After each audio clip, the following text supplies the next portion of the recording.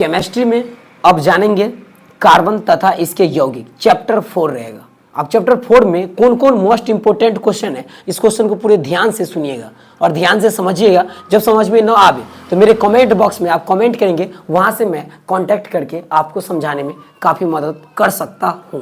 तो आप रेडी हो जाइए और मैं क्वेश्चन की तरफ बढ़ता हूं।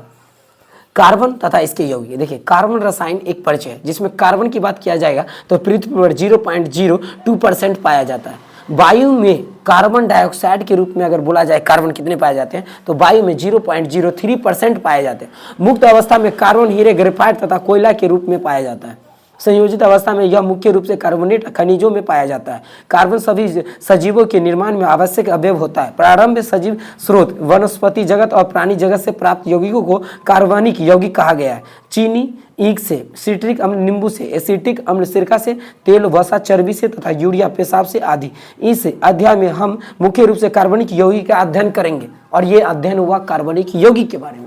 अगर बात करूँ आपको तो देखिए यहाँ पे DDT गैमैक्सिन आदि रूप में भी रोग से मुक्त होने के लिए अल्फा ड्रग्स पेनिसिलिन, क्लोरोमाइसिटिन, टेरामाइसिटिन, एसिपिरिन इत्यादि कार्बनिक विस्फोटक जैसे डायनामाइट, टेट्रानाइट्रोटोलिन और ट्राइनाट्रोबेंजीन इत्यादि युद्ध काल से होता आ रहा है और ये सब दवा के रूप में भी इस्तेमाल किए जाते हैं जो पूर्व काल से चलता आ रहा है। जीवन शक्ति का संरक्षण मतलब वाइटल फोर्स थ्योरी, प्रारंभ में ऐसे मान्यता थी कि कार्बनिक यौगिक सिर्फ सजीव स्रोत से ही प्राप्त किए जा सकते हैं तथा उन्हें प्रयोगशाला में तैयार करना संभव नहीं था। अतः बर्जीलियस ने 1815 में जीवन शक्ति का सिद्धांत दिया जिसके अनुसार सजीव पदार्थ में कार्बनिक यौगिकों का निर्माण एक अदृश्य जीवन शक्ति वाइटल फोर्स द्वारा होता है। लेकिन इस धारणा का अंत हुआ जब वोहलर ने प्रयोगशाला में यूरिया कार्बनिक यौगिक का कि वाइटल फोर्स द्वारा होता है, लेकिन इस धारणा का अंत तब हुआ जब वोहलर प्रयोगशाला में कार्बनिक यौगिक का यूरिया कार्बनिक यौगिक का संश्लेषण अमोनिया साइनेट को गर्म करके किया और वोहलर ने इस धारणा को हटाया प्रयोगशाला में प्रयोग करके यूरिया को। अब आता है इस तरह से कार्बनिक आगे बढ़ता है। लवाजे का भी बहुत बड़ा योगदान है केमिस्ट्री में यौगिक के ऊपर। कार्बनिक यौगिक रासायनिक बंधन में सहसंयोजन व इलेक्ट्रॉन का साझा करता है। कार्बनिक यौगिक बंधन के संबंध में चर्चा करने के पहले सहसंयोजन बंधन से निर्मित साधारण यौगिकों का अध्ययन होता है और आता है। सहसंयोजन बंधन सहसंयोजक यौगिक कहलाता है। इस तरह से अनेकों सारे आपको क्वेश्चन मिलेंगे। द्विबंधन, दो परमाणु दो इलेक्ट्रॉन का साझा करते हैं तब दो संयोजक बंधन बनते हैं जिसे द्विबंधन कहा जाता है। और आता है त्रिबंधन किसे कहते हैं, जब परमाणु तीन इलेक्ट्रॉनों का साझा करते हैं तब 3 संयोजन बंधन बनते हैं जिसे ट्री बॉन्ड कहते हैं और इस तरह से त्रिबंधन कंप्लीट होता है। कार्बन के अपरूप के बारे में बात करेंगे। प्राकृतिक में कार्बन कई रूपों में पाया जाता है। हीरा तथा ग्रेफाइट कार्बन की अपरूपी अवस्थाएं हैं। अब आगे है जिनके कार्बन परमाणुओं की व्यवस्था की में विभिन्नता होती है अतः इनके भौतिक गुणों में अंतर पाया जाता है। हीरा में कार्बन परमाणु त्रिविमीय संरचना ट्री डायमेंशनल स्ट्रक्चर के रूप में सजे होते हैं, याद रखिएगा। अब थोड़ा सा बात कर लेते हो कि यहाँ पे कार्बनिक यौगिक में सहसंयोजन बंधन का क्या होता है। आयनिक यौगिक जिन्हें वैद्युत सहसंयोजन यौगिक भी कहा जाता है, ये निर्माण एक परमाणु से दूसरे परमाणु में इलेक्ट्रॉन के स्थानांतरण के द्वारा भी किया जाता है और इस तरह से कार्बनिक यौगिक के सूत्र होते हैं लुईस इलेक्ट्रॉन बिंदु संरचना सूत्र, त्रिविमीय सूत्र। ये भी कभी कभी क्वेश्चन पूछ देता है तो याद रखिएगा। लुईस इलेक्ट्रॉन बिंदु संरचना क्या है, एक बंधन मुक्त कार्बन यौगिक के द्वारा होता है। संरचना सूत्र के बारे में पूछेगा जैसे methane, ethane, propane, butane, pentane, इसको बोलेगा संरचना सूत्र बनावे तो आप C और 4 गो H बगल में फर्स्ट बॉन्ड डाल के बना सकते हैं। अब इसी में methane alcohol, methyl amine, methyl bromide ये नाम है जिसका है उदाहरण के लिए। अगर बात हम करें तो मेथेन में मेथेनॉल के होता है अनुसूत्र होता है C3CH3OH। एथेनॉल का होता है अनुसूत्र होता है C2H5OH होता है। प्रोपेनॉल का होता है C3H7OH होता है। ब्यूटेनॉल का होता है C4H9OH होता है। पेंटेनॉल का होता है C5H11OH होता है। इस तरह से कार्बनिक यौगिक के नाम IUPAC नाम तो एंटोमेटिक पूछेगा। ऑर्गेनिक कंपाउंड पूरी तरह से ध्यान रखिएगा। IUPAC नाम जिसको हम बोलते हैं international union petroleum applied chemistry. इस तरह से इसका आता है देखिए UPAC का full form international union of pure and applied chemistry होता है। अगर आपसे IUPAC का तो नाम ऑटोमेटिक पूछेगा ऑब्जेक्टिव में कि इसका IUPAC नाम क्या है, तो IUPAC नाम का फुल फॉर्म बता देता हूँ, international union of pure and applied chemistry होता है, ध्यान में रखिएगा। इसमें डाई होता है, 3 को ट्री बोलते हैं, 4 को टेट्रा बोला जाता है, 5 को पेंटा और 6 को हेक्सा बोला जाता है। बात आता है मेथेन का रासायनिक सूत्र क्या है, CH4 होगा, हेक्सेन का C6H14 होगा, हेप्टेन का C7H16 होगा, ऑक्टेन का C8H18 होगा, नोनियन का होगा C9H20 होगा, डेकेन का होगा C10। इस तरह से संरचना सूत्र पूछेगा तो आपने C बीच में बनाएंगे, इधर H, ऊपर H, नीचे H और साइड में H, और इस तरह से संरचना सूत्र कंप्लीट हो जाएगा जो आपको 100% आएगा। नेक्स्ट क्वेश्चन की बात करें एल्किल समूह के बारे में, जिसमें आपको संरचना सूत्र पड़ेगा एल्कीन का रासायनिक सूत्र IUPAC नाम, तो ऑटोमेटिक आपको बताना इंपॉर्टेंट है इसमें। आगे बात कर लेता हूं, एल्कीन का सामान्य सूत्र CnH2n होता है, ये तो 100% आएगा। एल्काइन का सामान्य सूत्र CnH2n-2 होता है, इतना ध्यान रखिएगा। अब आता है बात क्या, एसिटिलीन का IUPAC नाम क्या है, एथाइन होता है, याद रखिएगा। एसिटिलीन का IUPAC नाम एथाइन, मेथिल एसिटिलीन का IUPAC ब्यूटाइन, और डाई मेथिल एसिटिलीन का IUPAC नाम तो 2 ब्यूटाइन होता है। इस तरह से आपका IUPAC नाम कंप्लीट होता है। फिर आगे की तरफ बढ़ता हो जाता है, एथिलीन का IUPAC नाम एथीन होता है, प्रोपिलीन का IUPAC नाम प्रोपीन होता है, 1 ब्यूटिलीन का IUPAC नाम 1 ब्यूटीन होता है, 2 ब्यूटिलीन का IUPAC नाम तो 2 ब्यूटीन होता है, तो इतना ध्यान रखिएगा। नेक्स्ट है एरोमेटिक यौगिक के बारे में। बेंजीन का संरचना सूत्र इस तरह से दर्शाया गया जो आपने बुक के द्वारा समझ आए। एल्कोहल के बारे में पूछेगा, एल्कोहल क्या है, तो एल्कोहल से रिलेटेड आप डिफिनेशन में लिखेंगे, साधारणतः प्रणाली के अनुसार एल्कोहल के नामकरण एल्कोहल में उपस्थित एल्किल समूह के नाम से एल्कोहल शब्द जोड़ दिए जाते हैं। और एल्कोहल की बात करें तो एल्कोहल एक ड्रिंक के तौर पर भी यूज किए जाते हैं, और वही एल्कोहल के बारे में बात भी कर रहा हूँ। मेथिल एल्कोहल का IUPAC नाम मेथेनॉल होता है, एथिल एल्कोहल का IUPAC नाम एथेनॉल होता है, और प्रोपिल एल्कोहल का IUPAC नाम प्रोपेनॉल होता है, ब्यूटिल और एल्कोहल का IUPAC नाम ब्यूटेनॉल होता है।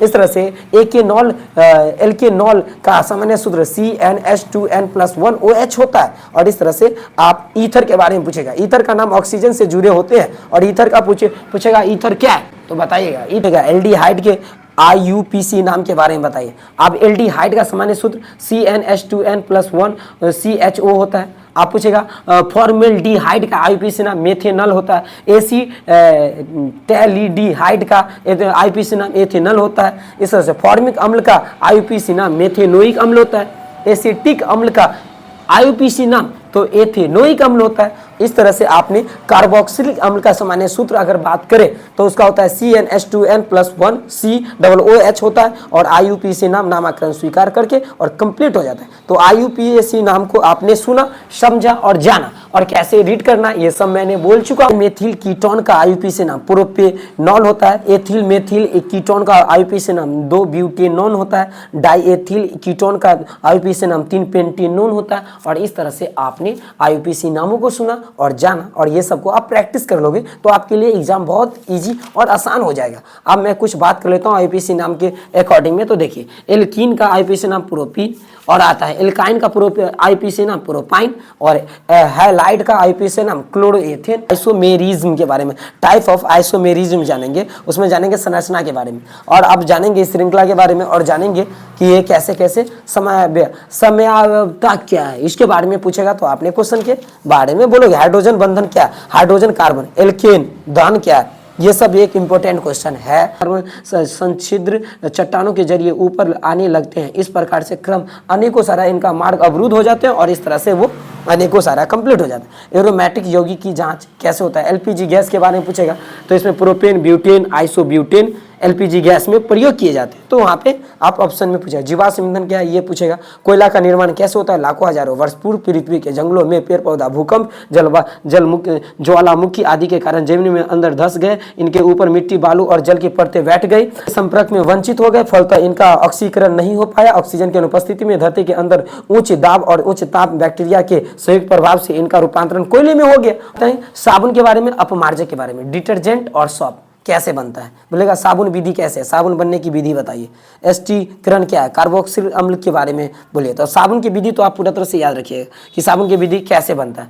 ये HCl क्या है, एक प्रबल अम्ल है, तो जब बोलेगा प्रबल अम्ल का उदाहरण दे तो HCl दीजिएगा। दुर्बल अम्ल का उदाहरण CH3COOH होता है, दुर्बल अम्ल हो जाता है।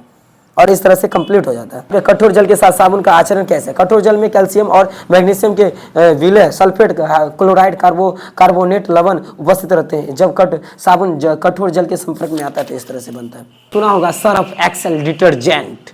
साबुन कपड़ों की छिद्र में बैठ जाता है, धुलाई सामग्री प्रस्तुत किया गया जिसे डिटर्जेंट कहते हैं, और डिटर्जेंट के द्वारा कपड़ा साफ होता है। और डिटर्जेंट क्यों? साबुनीकरण विधि, साबुन कैसे बनता है, ये सब होता है। कुछ ऑब्जेक्टिव के बारे में बात कर ले तो प्रयोगशाला में संश्लेषित पहला कार्बन यौगिक कौन था? CH3 COCH3 या CH3COOH या CH4 या NH2।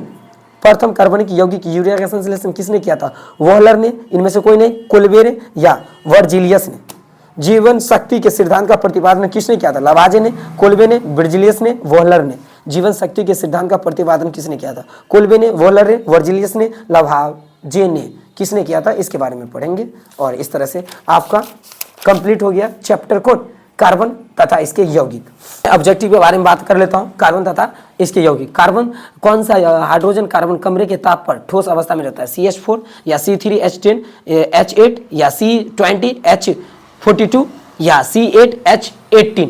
कार्बाइडल जल के साथ अभिक्रिया करके क्या देता है? Ethane, ethyne, ethene, methane. निम्न में से किसके जल अपघटन से मेथेन बनता है?